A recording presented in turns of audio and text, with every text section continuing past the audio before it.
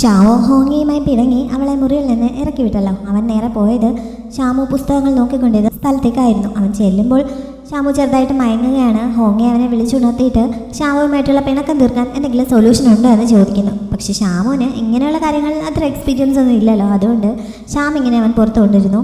കാര്യം അറിഞ്ഞു കഴിഞ്ഞപ്പോൾ പിണക്കം തീർക്കാൻ ഏറ്റവും നല്ല വഴി അവൻ്റെ മനസ്സിലുള്ളത് എന്താണെന്ന് വെച്ചാൽ അവളോട് തുറന്ന് പറഞ്ഞിട്ട് സോറി പറയുന്നതാണ് എന്ന് ഷാമിങ് ഉപദേശിക്കുന്നു. അതുതന്നെയാണ് നല്ലതെന്ന് ഹോങ്ങിയേക്കും തോന്നുന്നുണ്ട്. അടുത്ത ദിവസം ഷാവോ വുഹാൻ്റെ അടുത്തേക്ക് നിന്നിട്ട് അവനെ ഒരു ഫൈറ്റ് ചെയ്യാനായിട്ട് വെല്ലുവിളിക്കുന്നുണ്ട്. ഷാവോയുടെ കഴിവുകൾ തീരെ കുറവാണ് എന്നാണല്ലോ വുഹാൻ വിചാരിച്ചു വെച്ചിരിക്കുന്നത്. അതുകൊണ്ട് തന്നെ എന്നോട് ഫൈറ്റ് ചെയ്ത് വെറുതെ നീ ക്ഷീണിക്കാൻ നിൽക്കണ്ട എന്നാണ് അവൻ പറഞ്ഞത്. ഈ ഫൈറ്റിൽ തന്നെ തോൽപ്പിക്കുകയാണെങ്കിൽ അവനെ സ്വതന്ത്രനാക്കാമെന്ന് ഷാവോ പറഞ്ഞപ്പോൾ അവൻ അവളുമായിട്ട് ഫൈറ്റ് ചെയ്യാൻ തയ്യാറാവുന്നു. അങ്ങനെ അവൾ അവനെ സ്വതന്ത്രനാക്കുന്നുണ്ട്. അങ്ങനെ രണ്ടുപേരും കൂടി ഫൈറ്റും തുടങ്ങുന്നു. പക്ഷേ ഷാവോയുടെ മുന്നിൽ പിടിച്ചു നിൽക്കാൻ വുഹാന് കഴിയുന്നില്ല. അവളുടെ കഴിവുകൾ ഇത്രയധികം കൂടിയെന്ന് വുഹാൻ ഇപ്പോഴാണ് അറിയുന്നത്. അങ്ങനെ ഷാവോ അവനെ പരാജയപ്പെടുത്തുന്നുണ്ട്. തിരിച്ച് അതേപോലെ തന്നെ അവനെ ചങ്ങലകൾ കൊണ്ട് ബന്ധിച്ച ശേഷം അവൾ അവിടെ നിന്ന് പോവുകയും ചെയ്യുന്നു.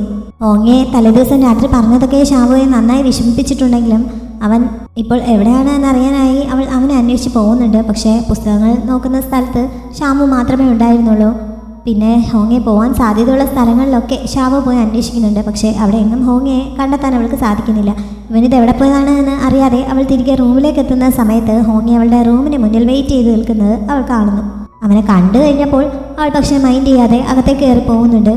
വാതിൽ അടയ്ക്കാതെ തുറന്നിട്ടിരുന്നത് കാരണം ഹോങ്ങിയെ അവൾക്ക് പിന്നാലെ അകത്തേക്ക് കയറി ചെല്ലുന്നു. ആ റൂമിൻ്റെ മറുവശത്തായിട്ട് ഒരു ഗാർഡൻ ഉണ്ടായിരുന്നു. അവിടെ ചെടികൾക്ക് വെള്ളം ഒഴിച്ചുകൊണ്ട് നിൽക്കുകയാണ് ഷാവോ. ഹോങ്ങിയെ അകത്ത് നിന്ന് അവളോട് സോറി പറഞ്ഞൊക്കെ സംസാരിക്കുന്നു. കഴിഞ്ഞ കുറച്ച് ദിവസങ്ങളായിട്ട് തൻ്റെ പവർ നഷ്ടപ്പെട്ടത് കാരണം ഉള്ളിൽ വല്ലാത്ത ടെൻഷനും പേടിയും ഒക്കെ ഉണ്ട്. പക്ഷേ അതൊക്കെ ഉള്ളിൽ അടക്കി പിടിക്കാൻ ശ്രമിക്കുകയായിരുന്നു. അവസാനം ഉള്ളിൽ പൊട്ടിത്തെറി നടന്നതാണ്. അതിൻ്റെ റിയാക്ഷനാണ് അവൾ കണ്ടത്. എപ്പോഴും അവളെ പ്രൊട്ടക്റ്റ് ചെയ്യണമെന്നാണ് തനിക്ക് ആഗ്രഹം. പക്ഷേ ഇപ്പോഴത്തെ അവസ്ഥയിൽ സ്വയം പ്രൊട്ടക്റ്റ് ചെയ്യാനോ അവളെ പ്രൊട്ടക്റ്റ് ചെയ്യാനോ ഒന്നും പറ്റുന്നില്ലല്ലോ.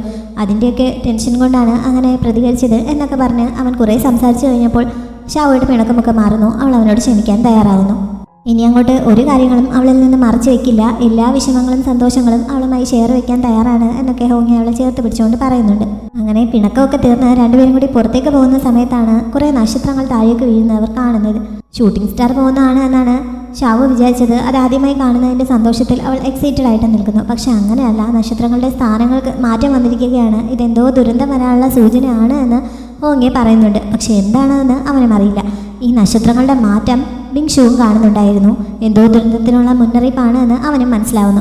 അവൻ കുറേ ഫെയ്യു ഗാർഡ്സുമായിട്ട് ഒരു ഡീമനെ പിടിക്കാനായി എത്തിയിരിക്കുകയാണ്. അകത്തുള്ള ഡീമൻ തങ്ങൾക്ക് തോൽപ്പിക്കാൻ കഴിയുന്നതിനേക്കാൾ കൂടുതൽ ശക്തനാണ് എന്നുള്ള സൂചന കൂടിയാണ് ഈ നക്ഷത്രങ്ങൾ നൽകിയതെന്ന് അവന് മനസ്സിലാവുന്നു. എന്തായാലും കൂടെയുള്ളവരൊക്കെ വെളിയിൽ നിർത്തിയിട്ട് അവൻ ആ ബിൽഡിങ്ങിനുള്ളിലേക്ക് കയറി അവിടെ ചെക്ക് ചെയ്യുന്നു. അങ്ങനെ ഒരു പ്രതിമയ്ക്കുള്ളിൽ മറഞ്ഞു നിൽപ്പുണ്ടായിരുന്ന ആ ഡീമനെ അവൻ കണ്ടെത്തുന്നു. അവർ തമ്മിൽ ഫൈറ്റ് നടക്കുന്നു.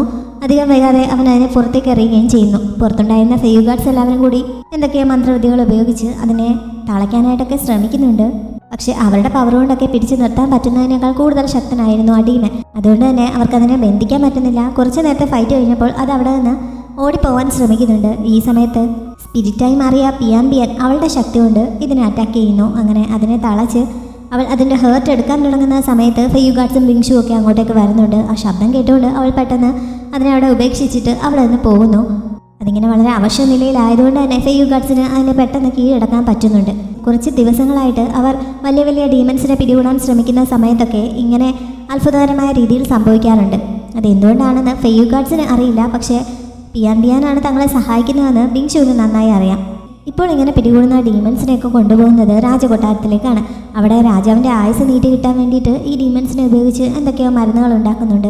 ആ മരുന്ന് കുടിച്ചാണ് അദ്ദേഹം ഇപ്പോൾ അദ്ദേഹത്തിൻ്റെ ആയുസ് നീട്ടിക്കൊണ്ടിരിക്കുന്നത്. യൂലി സ്പ്രിംഗ് വാട്ടർ കണ്ടെത്തുന്നതുവരെ ഇങ്ങനെ ആയുസ് എക്സ്റ്റെൻഡ് ചെയ്യാനാണ് അദ്ദേഹം ഉദ്ദേശിക്കുന്നത്. ബിങ്ഷു ഇപ്പോൾ പിടികൂടിയ ഡീമനുമായിട്ട് തിരികെ എത്തിയപ്പോൾ അസിസ്റ്റന്റ് അവനെ വെൽക്കം ചെയ്യാനായി വരുന്നുണ്ട്. പക്ഷെ കൂടുതൽ അവർ തമ്മിൽ സംസാരിക്കുന്നതിന് മുമ്പ് രാജാവ് ബിങ്ഷുവിനെ വിളിപ്പിക്കുന്നു. അങ്ങനെ അവൻ അങ്ങോട്ടേക്ക് പോകേണ്ടി വരുന്നു. രാജാവിന് അവൻ ഇമ്മോർട്ടലിനെ കണ്ടോ, യൂലി സ്പ്രിംഗ് വാട്ടർ എപ്പോൾ നൽകും എന്ന് പറഞ്ഞു എന്നതൊക്കെയായിരുന്നു അറിയേണ്ടിയിരുന്നത്. ഇപ്പോഴത്തെ ഇമ്മോർട്ടൽ പിയാൻ എന്ന് ബിങ്ഷുവിന് അറിയാമല്ല. യൂലി സ്പ്രിങ്ങിനെ കുറിച്ച് പിയാനോട്ട് അറിയുകയുമില്ല. അതുകൊണ്ട് ബിങ്ഷു എന്തൊക്കെയോ കള്ളത്തരങ്ങൾ പറഞ്ഞാണ് പിടിച്ചു നിൽക്കുന്നത്. ഇത്രയൊക്കെ ചെയ്തിട്ടും ഇമ്മോർട്ടൽ തനിക്ക് യൂലി സ്പ്രിംഗ് വാട്ടർ എന്താണ് നൽകാത്തത് എന്ന് ചോദിച്ച് രാജാവ് ആകെ അസ്വസ്ഥനാവുന്നുണ്ട്. ബിങ്ഷു അതിന് പ്രത്യേകിച്ച് മറുപടി ഒന്നും നൽകുന്നില്ല. അവൻ രാജാവിൻ്റെ അടുത്ത് നിന്ന് തിരികെ ചെല്ലുമ്പോഴും അസിസ്റ്റന്റ് അവനെ വെയിറ്റ് ചെയ്ത് നിൽപ്പുണ്ടായിരുന്നു. അടുത്തിടെയായി പിടികൂടുന്ന ഡീമൻസിനൊന്നും അത്ര ശക്തി പോരാ. അതുകൊണ്ട് ആ മരുന്നിന് ഇൻഗ്രീഡിയൻ്റ് ആയിട്ട് ഉപയോഗിക്കാൻ ഇങ്ങനെയുള്ള ഡീമൻസിനെ പോരാ കൂടുതൽ ശക്തിയുള്ളതിന് ആവശ്യമാണ് എന്നാണ് മരുന്നുണ്ടാക്കുന്നിടത്ത് നിന്ന് അറിയിച്ചിരിക്കുന്നത്. അതിനെന്തെങ്കിലും വഴി കണ്ടെത്തണമെന്ന് അസിസ്റ്റൻ്റ് അവരോട് പറയുന്നു. അയാൾ തന്നെ ഹോങ്ങിയെ പിടികൂടുന്ന കാര്യം സജസ്റ്റ് ചെയ്യുന്നുണ്ട്. ഹോങ്ങി ഇപ്പോൾ ഡീമൻ വാലിയിൽ തിരികെ എത്തിയിരിക്കുന്നു. വളരെ വീക്കാണെന്നാണ് കേട്ടത്. അവിടെ പോയി അവനെ അറ്റാക്ക് ചെയ്ത് പിടിച്ചാലോ എന്നാണ് അസിസ്റ്റൻ്റ് സജസ്റ്റ് ചെയ്തത്. ഏവോ ഇങ്ങനെ ഒരു മെസ്സേജ് ഈ അസിസ്റ്റൻറ്റിന് എത്തിച്ചു കൊടുത്തിരുന്നല്ലോ. അതുകൊണ്ടാണ് അയാൾ ഇക്കാര്യം പറയുന്നത്. പക്ഷേ ബിങ്ഷു ഇപ്പോൾ ഹോങ്ങിയെ നേരിട്ട് പരിചയപ്പെട്ടത് കാരണം ഇപ്പോൾ അവനെ അറ്റാക്ക് ചെയ്യാൻ തയ്യാറാവുന്നില്ല. ഈ പറയുന്നതൊക്കെ വെറുതെ ആയിരിക്കും. ഹോങ്ങിയെ മുമ്പ് നമ്മൾ നേരിട്ട് കണ്ടിട്ടുള്ളതല്ലേ. അവൻ്റെ ശക്തി അത്ര പെട്ടെന്നൊന്നും അങ്ങനെ തീരുകയില്ല. വെറുതെ അങ്ങോട്ടേക്ക് പോയി ജോലി ഉണ്ടാക്കണ്ട എന്ന് പറഞ്ഞ് ബിങ്ഷു ഇക്കാര്യത്തിൽ നിന്ന് ഒഴിഞ്ഞു മാറുന്നു. എന്നിട്ട് അവൻ തിരികെ അവൻ്റെ താമസ സ്ഥലത്തേക്ക് പോകുന്നുണ്ട്. അവിടെയാണ് ഇപ്പോൾ പിയാൻ ഉള്ളത്. ഇവൻ ചെല്ലുന്ന സമയത്ത് അവൾ അവനെ വെയിറ്റ് ചെയ്തതുപോലെ ഇരിക്കുകയാണ്. ഇപ്പോൾ ആടി ഇവനെ പിടികൂടാൻ സഹായിച്ചത് അവളാണെങ്കിലും ഇങ്ങനെ എപ്പോഴും റിസ്ക് എടുക്കേണ്ട കാര്യമില്ല, ഇതൊക്കെ തനിക്ക് ഹാൻഡിൽ ചെയ്യാവുന്നതേ ഉള്ളൂ എന്ന് ബിങ്ഷു പറയുന്നുണ്ട്. പക്ഷേ അവൻ ഇങ്ങനെ പറയുന്നത് പിയാൻ ഇഷ്ടപ്പെടുന്നില്ല. ഞാനിപ്പോൾ ഒരു സ്പിരിറ്റായി മാറിയതുകൊണ്ട് നീ എന്നെ ഒഴിവാക്കാൻ നോക്കുകയാണോ? അതുകൊണ്ടാണ് ഇങ്ങനെയൊക്കെ സംസാരിക്കുന്നത്. നിന്റെ കാര്യങ്ങളൊക്കെ എൻ്റെ കാര്യമാണ് എന്ന് ഞാൻ മുമ്പ് തന്നെ പറഞ്ഞിട്ടുള്ളതല്ലേ. പിന്നെ എന്നെ നീ മാറ്റി നിർത്താൻ നോക്കുകയാണോ എന്നൊക്കെ പിയാൻ ചോദിക്കുന്നു. അവൾക്കപ്പോൾ ബിങ്ഷു ഒരു വല്ലാത്ത ഒബ്സഷൻ പോലെ ആയിരിക്കുകയാണ്. സ്പിരിറ്റായി മാറിയതുകൊണ്ടാണ് അവളുടെ സ്വഭാവത്തിൽ ഈ മാറ്റങ്ങൾ വരുന്നതെന്ന് ബിങ്ഷുവിന് അറിയാം. പക്ഷേ അവന് അതിനവളെ കുറ്റപ്പെടുത്താൻ പറ്റുന്ന സാഹചര്യമല്ലല്ലോ. അതുകൊണ്ട് അവൻ കൂടുതലൊന്നും സംസാരിക്കാതെ ഒഴിഞ്ഞു മാറി പോകാൻ തുടങ്ങുന്നു. അപ്പോഴും അവനിങ്ങനെ മിണ്ടാതെ പോകുന്നതിനെയും പിയാൻ കുറ്റപ്പെടുത്തുന്നു. മാത്രമല്ല മുമ്പ് ഡ്രീം ദേവത മനുഷ്യരുടെ ഹൃദയങ്ങളിൽ നിന്ന് എനർജി ഉൾക്കൊണ്ടിരുന്നത് പോലെ ഇപ്പോൾ തനിക്കും മനുഷ്യരുടെ ഹൃദയം ആവശ്യമാണ് എന്നുള്ള രീതിയിലും അവൾ സംസാരിക്കുന്നു. ഇത് കേട്ടപ്പോൾ അവിടെ ഇരിപ്പുണ്ടായിരുന്ന ടാനർ പ്രതികരിക്കുന്നുണ്ട്. ടാനർ അങ്ങനെ അനങ്ങുന്നത് കണ്ടപ്പോഴാണ് പിയാൻ എന്ന് പേടിച്ചിട്ട് അവൾക്ക് സ്ഥലകാല ബോധമൊക്കെ വരുന്നത്. ഇതിനു മുമ്പ് എന്തോ ഒരു ശക്തി തന്നെ ആവാഹിച്ചതുപോലെയാണ് അവൾ ഈ സംസാരിച്ചുകൊണ്ടിരുന്നത്. ഇങ്ങനെ ബോധത്തിലേക്ക് വന്നു കഴിഞ്ഞപ്പോൾ ഇങ്ങനെയൊക്കെ സംസാരിച്ചതിന് അവൾ പെട്ടെന്ന് സോറി പറയുന്നു. തൻ്റെ സ്വഭാവം ഇങ്ങനെ മാറുന്നത് ക്രിസ്റ്റൽ ഹേർട്ടിൻ്റെ കൺട്രോൾ കൊണ്ടാണ് എന്ന് പിയാൻ അറിയാം. ഇങ്ങനെ തൻ്റെ പരിശുദ്ധി നഷ്ടമാവുന്നത് കാണാൻ താൻ ആഗ്രഹിക്കുന്നില്ല. അതുകൊണ്ട് ഇപ്പോൾ തന്നെ കൊല്ലാൻ അവൾ ബിങ്ഷുവിനോട് പറയുന്നു. ടാനറോടും അക്കാര്യം പറഞ്ഞ് അവൾ ടാനറെ അതിൻ്റെ ഉറയിൽ നിന്ന് എടുക്കാൻ ശ്രമിക്കുന്നുണ്ടെങ്കിലും ടാനർ അനങ്ങുന്നില്ല. തന്നെ പിയാനായിട്ട് അവൻ ഓർക്കുന്നതാണ് ഇഷ്ടം.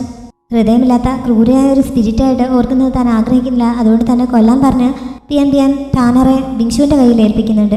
ബിങ്ഷുവിന് താൻ കാരണമാണല്ലോ അവൾ ഈ അവസ്ഥയിലായത് എന്നുള്ള വിഷമമാണ്. ആ വിഷമത്തോടെ അവൻ അവളെ ചേർത്ത് പിടിക്കുന്നുണ്ട്. അസിസ്റ്റൻ്റ് ബിങ്ഷു അറിയാതെ അവനെ ഫോളോ ചെയ്ത് ഇവിടെ എത്തിയിട്ടുണ്ടായിരുന്നു. അങ്ങനെ ജനാലയ്ക്കിലൂടെ ഒളിഞ്ഞു നോക്കിയ അയാൾ ഇവരിങ്ങനെ ഒരുമിച്ച് നിൽക്കുന്നത് കാണാനിടയാവുന്നു. ഇത് അയാൾക്ക് വലിയൊരു ഷോക്കായിരുന്നു. അങ്ങനെ അവിടെ നിന്ന് തിരികെ പോകാൻ തുടങ്ങുന്ന സമയത്ത് ഹേവു അയാളെ അന്വേഷിച്ചെത്തുന്നുണ്ട്. സഹായത്തിന് വിളിച്ചിട്ട് അവരെന്താണ് സഹായിക്കാൻ ചെല്ലാതിരുന്നത് എന്ന് ചോദിച്ചുകൊണ്ടാണ് ഹേവു വന്നിരിക്കുന്നത്. താനുമായിട്ട് ഹേവു ഇങ്ങനെ മീറ്റ് ചെയ്യുന്ന ആരെങ്കിലും കണ്ടാൽ തൻ്റെ കാര്യം കുഴപ്പത്തിലാവുമെന്ന് അസിസ്റ്റൻറ്റിന് അറിയാം. അതുകൊണ്ട് ആരും കാണാതെ കുറച്ച് മാറി എന്നാണ് അസിസ്റ്റൻറ്റ് ഹേവുമായി സംസാരിച്ചത്. ഹോങ്ങിയെ പിടിക്കണമെന്ന് രാജാവിന് ആഗ്രഹമുണ്ട്. പക്ഷേ ബിങ്ഷു അതിന് സമ്മതിക്കാത്ത രീതിയിലാണ് നിൽക്കുന്നത്. രാജാവിന് പെട്ടെന്ന് ഒരു ഓർഡർ നൽകാനും പറ്റുന്നില്ല. കാര്യങ്ങൾ ആ രീതിയിലാണുള്ളത് എന്നൊക്കെ അസിസ്റ്റൻറ്റ് ഹേവുവിനെ പറഞ്ഞ് മനസ്സിലാക്കാൻ ശ്രമിക്കുന്നുണ്ടെങ്കിലും ഹേവുവിന് ഈ പൊളിറ്റിക്സോ കൊട്ടാരത്തിലെ കാര്യങ്ങളോ ഒന്നും അറിയേണ്ട കാര്യമില്ല. താൻ ഉദ്ദേശിക്കുന്നത് നടക്കണം എന്നുള്ള വാശിയിലാണ്. തനിക്ക് ആലോചിക്കാൻ കുറച്ച് സമയം തരാൻ അസിസ്റ്റൻ്റ് ആവശ്യപ്പെടുന്നു. അങ്ങനെ അവൻ കുറച്ച് സമയം അവിടെ നിന്ന് ആലോചിച്ചിട്ട് ഒരു സൊല്യൂഷൻ പറയുന്നുണ്ട്. രാജാവിന് എങ്ങനെയായാലും യൂലി സ്പ്രിംഗ് വാട്ടർ കിട്ടിയാൽ മതി. അത് കൊണ്ടു കൊടുക്കുന്നത് ബിങ്ഷു ആയാലും ഹേവു ആയാലും രാജാവിന് പ്രശ്നമില്ല. അതുകൊണ്ട് യൂലി സ്പ്രിംഗ് വാട്ടർ നേടിയെടുക്കാൻ രാജാവിനെ സഹായിക്കാമെന്ന് പറഞ്ഞ് ഹേവു രാജാവുമായിട്ട് നേരിട്ട് സംസാരിച്ചാൽ ഈ പ്രശ്നത്തിനൊരു പരിഹാരമായേക്കും എന്ന് പറഞ്ഞ് കൺവിൻസ് ചെയ്ത് അവൻ ഹേവുവിനെ രാജാവിൻ്റെ അടുത്തേക്ക് കൂട്ടിക്കൊണ്ട് പോകുന്നു. അവൻ്റെ നേരെയുള്ള വേഷത്തിൽ കൊണ്ടുപോകാൻ പറ്റാത്തത് കൊണ്ട് ഫെയ്യു ഗാർഡ്സിൻ്റെ യൂണിഫോമൊക്കെ ഇടിപ്പിച്ച് അവരിൽ ഒരാളായിട്ടാണ് അസിസ്റ്റൻ്റ് അവനെ അകത്തേക്ക് കൂട്ടിക്കൊണ്ട് പോയത്. ഹേവുവിനെ ഒരു മുറിയിൽ കൊണ്ടാക്കിയിട്ട് രാജാവ് ഇപ്പോൾ വരും, അവിടെ വെയിറ്റ് ചെയ്യാൻ പറഞ്ഞിട്ട് അസിസ്റ്റൻ്റ് രാജാവിനെ വിളിക്കാൻ എന്നോണം പുറത്തേക്ക് പോകുന്നു. ആ മുറിയുടെ ലക്ഷറി കണ്ട് ഹേവു അവിടെ ഇങ്ങനെ ചുറ്റി നടന്ന് നോക്കുന്ന സമയത്ത് പെട്ടെന്നൊരു ഡോർ താഴേക്ക് തുറന്ന് അവൻ അതിനുള്ളിലേക്ക് വീണു പോകുന്നുണ്ട്. മുകളിൽ പിടുത്തം കിട്ടി അവിടെ കിടന്നുകൊണ്ട് അസിസ്റ്റന്റിനെ ഉറക്കെ സഹായത്തിന് വിളിക്കുന്നുണ്ടെങ്കിലും അധികം വൈകാതെ സ്ഥലം അവനെ അതിനുള്ളിലേക്ക് വലിച്ചെടുക്കുന്നു. അങ്ങനെ അവൻ മൊത്തത്തിൽ അതിനുള്ളിലാകപ്പെട്ടു പോകുന്നുണ്ട്. ശരിക്കും അസിസ്റ്റന്റ് അവനെ ട്രാപ്പിലാക്കിയതാണ്. രാജാവിന് വേണ്ടി മരുന്നുണ്ടാക്കാൻ വേണ്ടി ഡീമൻസിനെ എത്തിക്കുന്ന സ്ഥലമാണത്. ഹേവു 1000 വർഷങ്ങളോളം കൾട്ടിവേഷനുള്ള ഒരു വലിയ ഡീമനാണല്ലോ. അതുകൊണ്ട് തന്നെ രാജാവിന് മരുന്നുണ്ടാക്കാൻ അവൻ വളരെയധികം ഉപകാരപ്പെടും എന്ന് കരുതിയാണ് അസിസ്റ്റന്റ് ഇങ്ങനെ ഒരു തന്ത്രം പ്രയോഗിച്ചത്. ഹേവു അതിനുള്ളിലായി കഴിഞ്ഞപ്പോൾ അയാൾ അങ്ങോട്ടേക്ക് വന്ന് അതിൻ്റെ ഡോർ അടയ്ക്കുന്നുണ്ട്. കുറച്ച് ദിവസങ്ങളെടുത്ത് ഹേവു മുഴുവനായി കത്തിത്തീർന്ന് രാജാവിനുള്ള മരുന്നായി മാറുമെന്നാണ് അസിസ്റ്റന്റിന്റെ പ്രതീക്ഷ. വുഹാന്റെ കണ്ടീഷൻ വളരെ മോശമായി കഴിഞ്ഞിരുന്നു. അവൻ മരിക്കുമെന്ന് തോന്നിയപ്പോൾ ഷാവോ ബാംബുവിനെ അവിടേക്ക് വിളിച്ചുകൊണ്ട് വന്നിട്ട് വുഹാനെ രക്ഷിക്കാനായി മരുന്ന് നൽകണമെന്ന് പറയുന്നു. പക്ഷേ മുമ്പ് വുഹാൻ ബാംബുവിനെ പിടികൂടി ഫെയ്യു ഗാർഡ്സിന് നൽകാൻ തുടങ്ങിയതാണല്ലോ. അതുകൊണ്ട് തന്നെ ബാംബു അവനെ സഹായിക്കാൻ തയ്യാറാവുന്നില്ല. അവസാനം ഷാവോ കുറേ പറഞ്ഞു കഴിഞ്ഞപ്പോൾ അവൻ മരുന്ന് കൊടുക്കാൻ തയ്യാറാവുന്നു. അങ്ങനെ ഷാവോ അത് വുഹാന് നൽകുന്നു. അത് കഴിച്ചു കഴിഞ്ഞതോടെ അവൻ്റെ കൂർത്ത ചുണ്ടുകളൊക്കെ മാറിയിട്ട് ശരിക്കും മനുഷ്യൻ്റെ രൂപത്തിലേക്കാവുന്നു. അവൻ ഉണരുകയും ചെയ്യുന്നുണ്ട്. എന്തിനാണ് തന്നെ രക്ഷപ്പെടുത്തിയതെന്ന് അവൻ ഷാവോയോട് ചോദിക്കുന്നുണ്ട്. ശരിക്കും വുഹാന്റെ അത്ര കൾട്ടിവേഷനുള്ള ആരും ഇപ്പോൾ അവിടെ വേറെ ഇല്ലല്ലോ. അങ്ങനെയുള്ള അവനെ നഷ്ടപ്പെടുത്തുന്നത് മണ്ടത്തരമാണ് എന്ന് ഷാവോയ്ക്ക് അറിയാം. അത് അവൾ പറയുകയും ചെയ്യുന്നുണ്ട്. നീ എന്നെ രക്ഷപ്പെടുത്തിയാലും ഇവിടെ വേറെ ആരും എന്നെ വിശ്വസിക്കാൻ തയ്യാറാവുകയില്ല.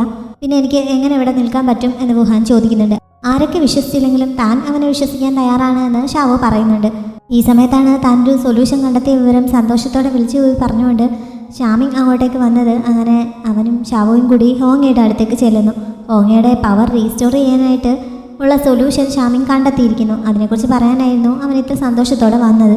ഹോങ്ങയെ ഡ്രീം ദേവത കൊല്ലാനായി ഉപയോഗിച്ച അതേ ടെക്നിക്ക് മുമ്പ് ഒരു ദേവത പ്രയോഗിച്ചിട്ടുണ്ട്.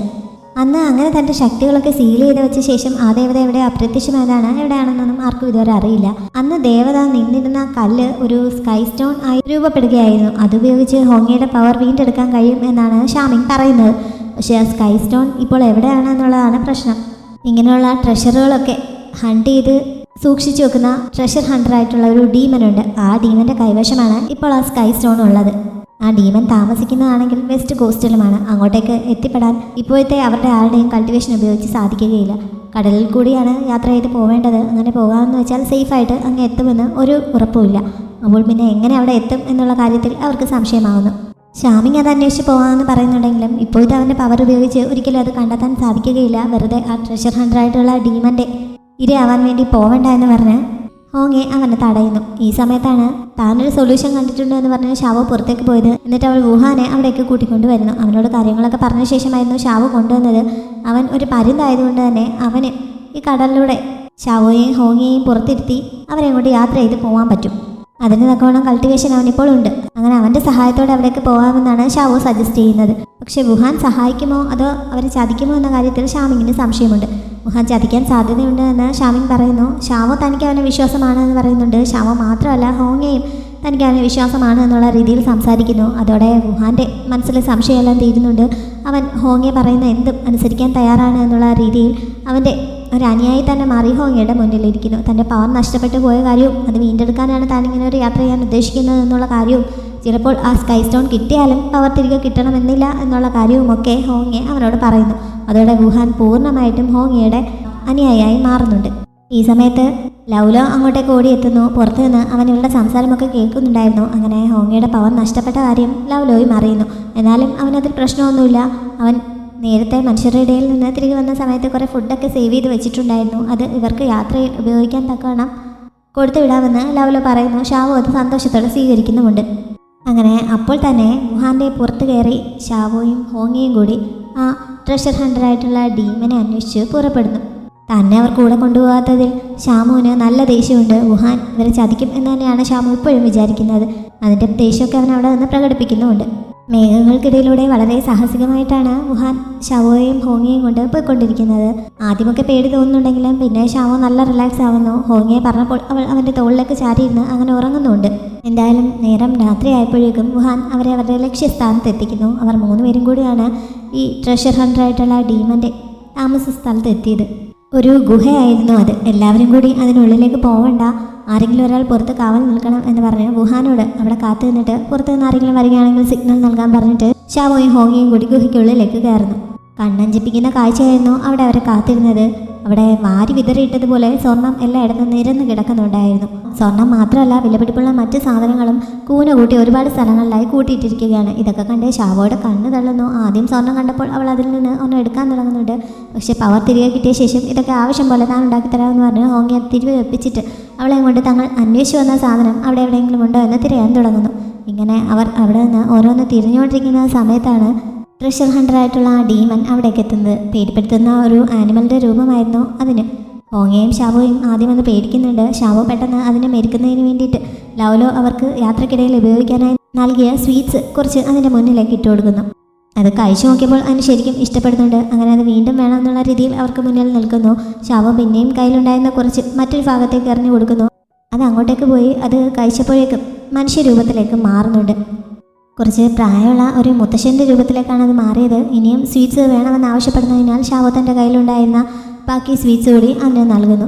കുറേ കാലമായിട്ട് ഷുഗർ പിടിച്ച് മധുരമൊന്നും കാണാതിരുന്ന അപ്പൂപ്പന്മാർ പിന്നെ സ്വീറ്റ്സ് കിട്ടുമ്പോൾ കഴിക്കുന്ന ഒരു സന്തോഷമുണ്ടല്ലോ, ആ ഒരു സന്തോഷത്തോടെയാണ് ഈ അപ്പൂപ്പൻ ഡീമൻ ആ സ്വീറ്റ്സൊക്കെ കഴിച്ചത്.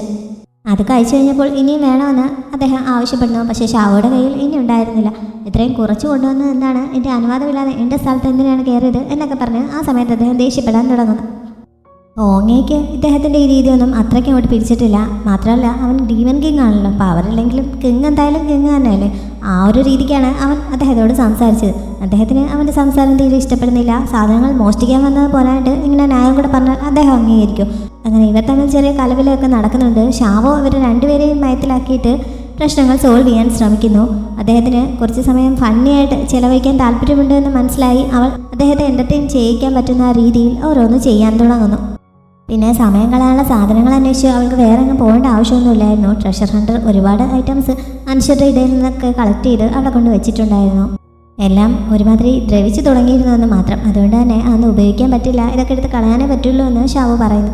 പക്ഷെ അതൊക്കെ റിപ്പയർ ചെയ്തിട്ടാണെങ്കിലും തൻ്റെ ഒപ്പം കുറച്ച് സമയം ചിലവഴിക്കാൻ അദ്ദേഹം അവളോട് ആവശ്യപ്പെടുന്നു. എന്നിട്ട് അത് റിപ്പയർ ചെയ്യാനായി ഹോങ്ങയോട് പറയുന്നുണ്ട്.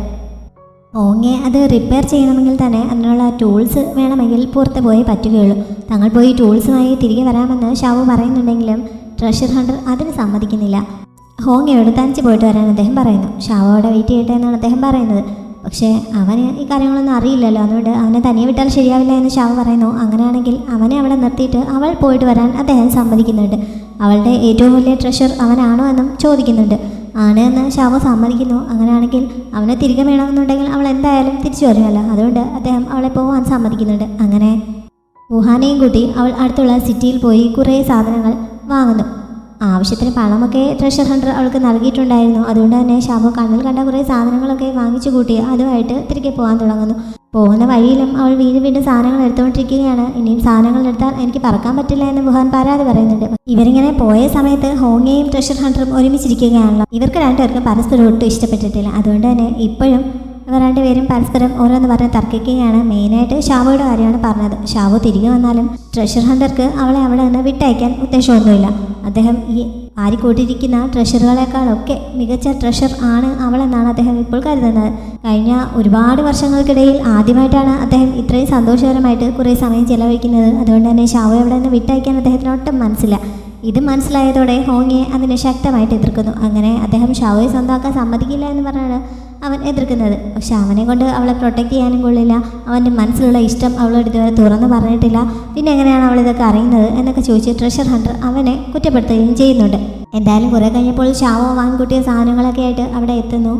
കളിക്കുന്ന കുറേ ഐറ്റംസും അതേപോലെ കുറേ ഫുഡ് ഐറ്റംസും ഒക്കെയാണ് അവൾ കൊണ്ടുവന്നിരുന്നത്. അതൊക്കെ ഉപയോഗിച്ചിട്ട് അവർ പലതരം കളികൾ കളിക്കുകയും അതേപോലെ ആ ഫുഡൊക്കെ കഴിക്കുകയും ചെയ്യുന്നുണ്ട്. അദ്ദേഹം ഷാവോയോട് അടുക്കാൻ ശ്രമിക്കുന്ന ഓരോ സമയത്തും ഹോങ്ങി എന്തെങ്കിലും കാരണം പറഞ്ഞ് അതിനൊരു തടയിടും. ഇതിങ്ങനെ തുടർന്നുകൊണ്ടേയിരിക്കുന്നു. ഇതിനിടയിൽ ഒരു ഗെയിം കളിക്കാൻ അദ്ദേഹത്തിന് പറ്റുന്നുണ്ടായിരുന്നില്ല. ഷാവോ അത് നന്നായി ഉപയോഗിക്കുകയും ചെയ്യുന്നുണ്ട്. ആ ഐറ്റം എങ്ങനെയാണ് ഉപയോഗിക്കേണ്ടതെന്ന് തന്നെ പഠിപ്പിച്ചു തരാമെങ്കിൽ അതിന് പകരമായിട്ട് അവൾക്ക് ഇവിടെ നിന്ന് എന്തെങ്കിലും ആവശ്യമുണ്ടെങ്കിൽ ആ ഒരു സാധനം നൽകാൻ തയ്യാറാണെന്ന് അദ്ദേഹം പറയുന്നു. ഇത് ശരിക്കും അവർക്കൊരു ഗോൾഡൻ ചാൻസ് ആണ്. ഈ അവസരം മുതലെടുത്ത് അവർക്ക് വേണമെങ്കിൽ സ്കൈ സ്റ്റോൺ ചോദിക്കാവുന്നതാണ്. ഷാവോ അങ്ങനെ ചോദിക്കും എന്ന് തന്നെയാണ് ഹോങ്ങയെ പ്രതീക്ഷിച്ചത്. പക്ഷേ അവൾ അത് ചെയ്യുന്നില്ല. പകരമായിട്ട് ഒന്നും വേണ്ട, അദ്ദേഹത്തെ ഇത് പഠിപ്പിച്ചു കൊടുക്കാൻ തയ്യാറാണെന്ന് പറഞ്ഞ് അവൾ അതെങ്ങനെയാണ് ഉപയോഗിക്കുന്നതെന്ന് വളരെ ക്ഷമയോടെ അദ്ദേഹത്തിന് പറഞ്ഞു കൊടുക്കുന്നു. ഓങ്ങെ ഈ സമയം ആകെ അസ്വസ്ഥനാവുന്നുണ്ട്. ഇത് ശരിക്കും അദ്ദേഹത്തിന് ഇത് പഠിക്കുന്നതിന് വേണ്ടിയിട്ടൊന്നും അല്ല, നിന്നെ ഇവിടെ പിടിച്ചു നിർത്തുന്നതിന് വേണ്ടിയിട്ട് ഓരോരോ കാരണങ്ങൾ ഉണ്ടാക്കുന്നതാണ്. ഇനിയിപ്പോൾ എനിക്ക് സ്കൈ സ്റ്റോൺ വേണമെന്നൊന്നുമില്ല, എങ്ങനെയെങ്കിലും ഇവിടുന്ന് ഒരു എക്സ്ക്യൂസ് ഉണ്ടാക്കി രക്ഷപ്പെടാൻ നോക്കാമെന്ന് അവൻ ഷാവോയോട് പറയുന്നു.